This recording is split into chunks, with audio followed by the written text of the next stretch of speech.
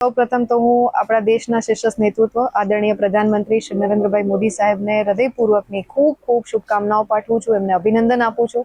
જે રીતના અવિરત રીતે આ દેશને વિકાસશીલથી લઈ અને વિકસિત ભારત તરફ અગ્રેસર રાખીને આગળ વધારી રહ્યા છે, ત્યારે દ્વારકાધીશના ચરણોમાં આજે મહાઆરતી ગોમતીના ઘાટે મહાઆરતી કરી અને દ્વારકાધીશના ચરણોમાં શીશ નમાવી એમના દીર્ઘાયુ માટે, એમની તંદુરસ્તી, એમના સ્વાસ્થ્ય માટે પૂજન અર્ચન કરવામાં આવ્યું.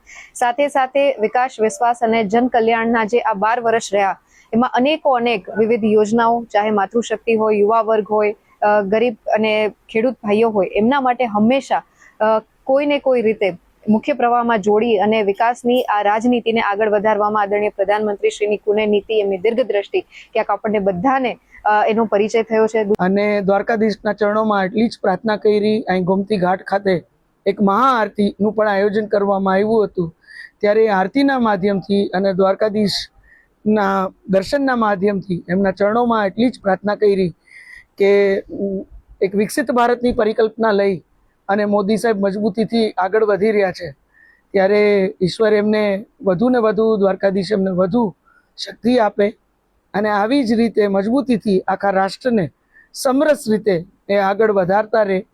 અને જે વિશ્વગુરુનું સપનું આપણા તમામ પૂર્વજોએ આપણા રાષ્ટ્ર માટે જોયું હતું, એ ક્યાંક સપનું આવતા દિવસોમાં એક વિકસિત ભારતની પરિકલ્પના જેમના દ્વારા આપણે સૌને પ્રાપ્ત થઈ છે.